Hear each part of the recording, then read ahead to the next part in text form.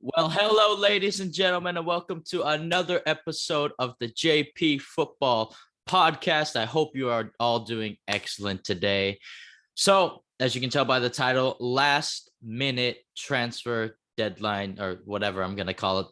But Everton have made a last minute transfer and it fell through. Salomon Rondon was the player that we got, and this was the player that, again, I thought this was the one that was going to fall through. Out of all the Everton rumors on transfer deadline, then with a couple hours to go, this was the one I thought would happen. And thankfully, Everton pulled it off and made it happen because we need another forward. We need another striker, especially with Moise Kean off to Juventus. We needed someone to come in, and Salomon Rondon is our guy to that. So check this out. I wrote this down right here.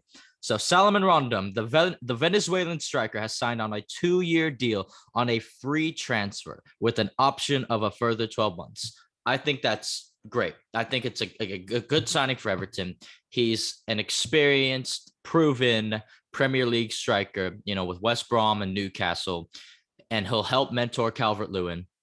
And again, Calvert-Lewin's not going to play every single game we have this season. Like, he'd have to be mad fit to do that. If he does, brilliant, but he's not. So Rondon coming in to start either the odd game or just to come on as a super sub, right? Because if we're in a game, and it's 1-0, 0-0, and the score is extremely close, and Calvert-Lewin is feeling a bit leggy, or he picks up a knock during the game or something like of the other, we could put Rondon on, who will give hell to the defense, and he'll be very physical, and he'll just give the defense a hard time as well. So again, I'm happy with this signing. I'm glad Rondon has come to Everton. I know he's not the big glamorous striker that, we could potentially want, but again, Rondon will do. Having Rondon, it's a good signing. Rondon is gonna get goals for us this season. He's gonna get goals for us this season, and I hope he does really well. And again, 2-year deal, good. And then an option of a third. So if he does, if he's class for us, the first two, and he was willing to stay a third, again, really good sought out contract. Happy with this signing. But that was the only confirmed transfer, like that was the only confirmed last minute signing that Everton had. It was Rondon. Nothing else happened. Literally nothing else happened. So, that was that. And by the way, actually, let me tell you something. So I actually found this out this morning, after we signed Rondon.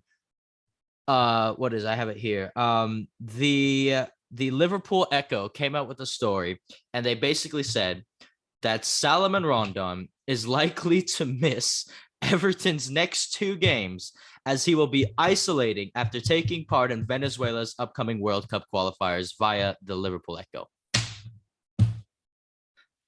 I mean, how Everton is that, right? Like, that is so Everton. And the Evertonian fans watching this will understand what I mean. If you don't, well, it's just so Everton. Like, we get a player we need or really want, right, to come in to do a job, make an instant impact. And then all of a sudden, as soon as he joins, it's like, oh, yeah. It's good you have him, yeah.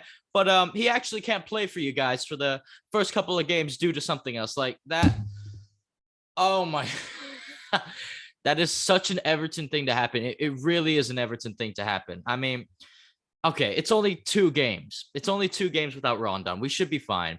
But the fact that happened, the fact that he can't play the first 2 games, coming with us when he's definitely going into the squad right away, it's just so unbelievably frustrating. Very Everton thing to happen. It's just our luck. It really is. The only positive thing that I can see coming out of this is that, okay, he'll be isolating. So the next time he gets tested for COVID, he should be fine and he should be ready to go. And then he should be fit as well. So hopefully that's the case. But anyway, that's all I'm really going to say about Salomon Rondon. Again, I'm happy he's at Everton. It's a good signing from the club. We signed him on a free transfer, by the way. It was a free transfer. So I look at it. It's a good piece of business again. And hopefully he'll be class for us. So that's that. There are actually a couple of other last minute transfers that did happen. One relating to Everton, actually, not necessarily relating, but Robin Olsen, former Everton goalkeeper Robin Olsen, the big Swedish keeper, that came on loan from Roma's last season. So he has signed on a season-long loan with Sheffield United in the Championship. I think he's going to be amazing for them. And, who knows? Maybe we'll see Sheffield back in the Prem next season, especially with Olsen in goal.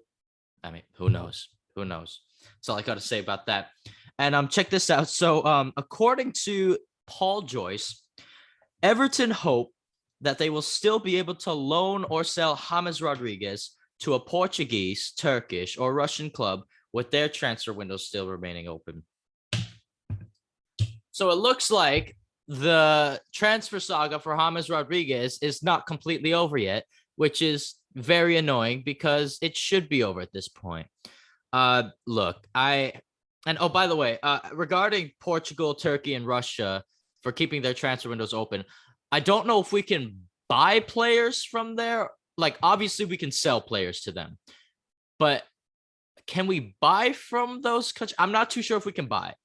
But even if we could buy, okay, let's just say Everton can buy still, right? From, Turkey, Russia, Portugal.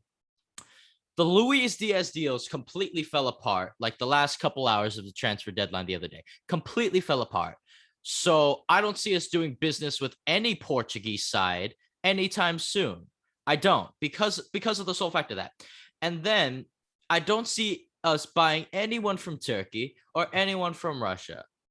I mean, maybe a right back, but I don't know. I just don't see it. I don't see it happening at all. And again, I'm not even sure if we can buy, but I'm just saying, even if we could, don't see it happening.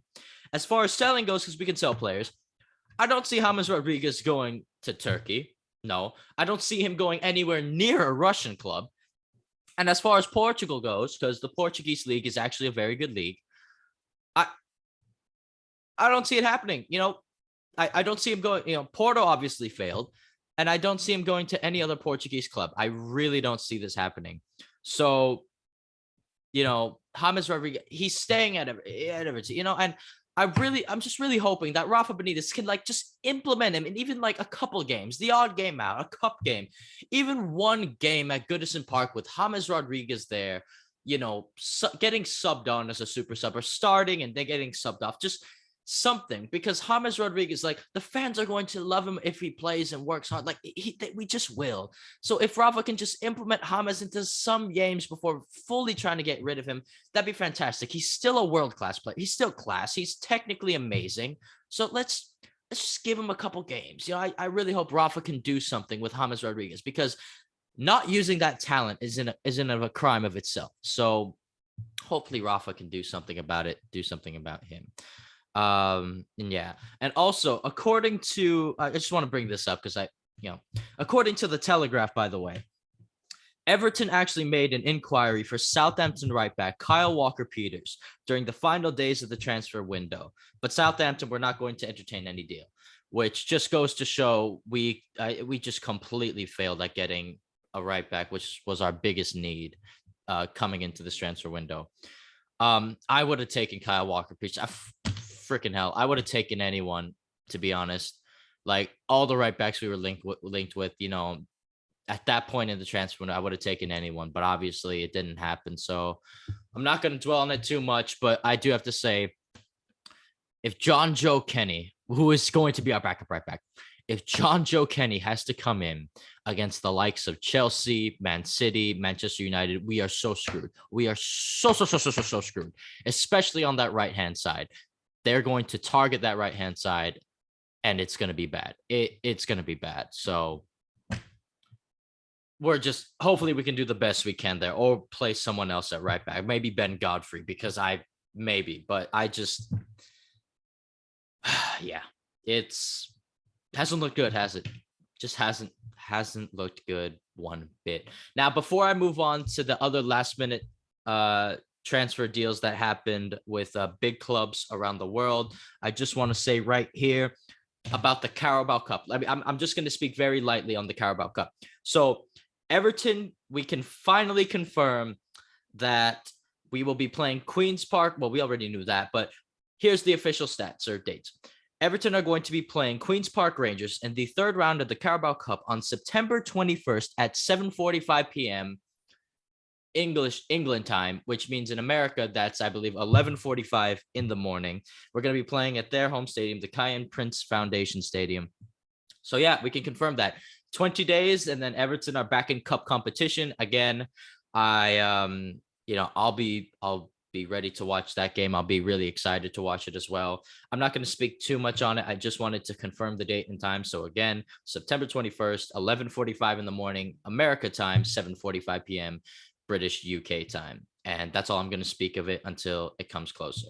But now the big deals, the big transfer windows, last minute deals that happen with big clubs around the world. We're going to start with Real Madrid. Edouard, I think it's his first name's Edouard, but Edouard Camavinga has gone to Real Madrid.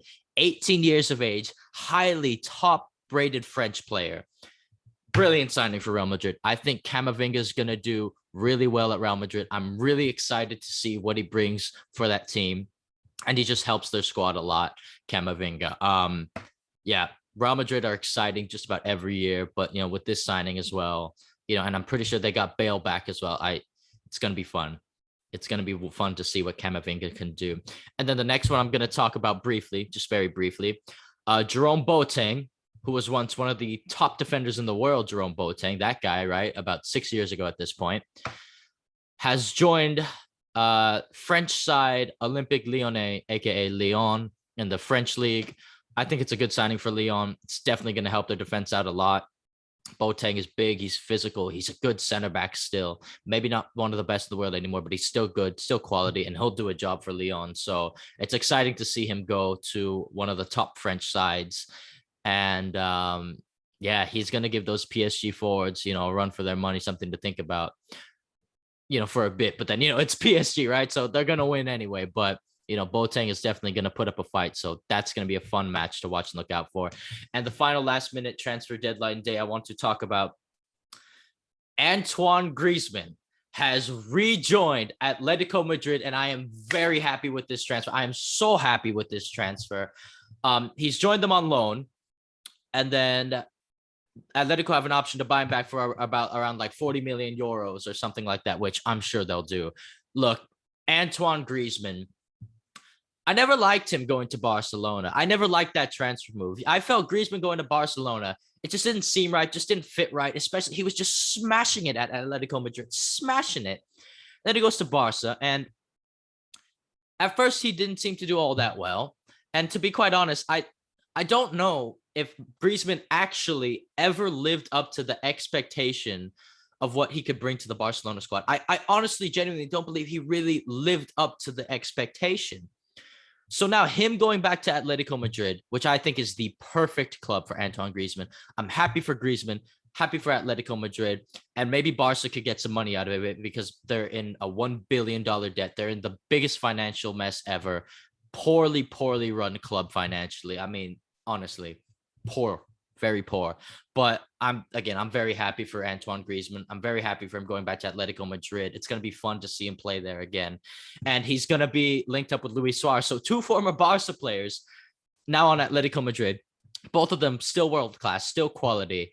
It's going to be so much fun, that partnership between Suarez and Griezmann, especially with Simeone playing 4-4-2. Both of them, I assure you, are going to be put in the striker roles. I mean, Atletico are absolutely title contenders this season. I wouldn't be surprised if they won La Liga again, went back-to-back.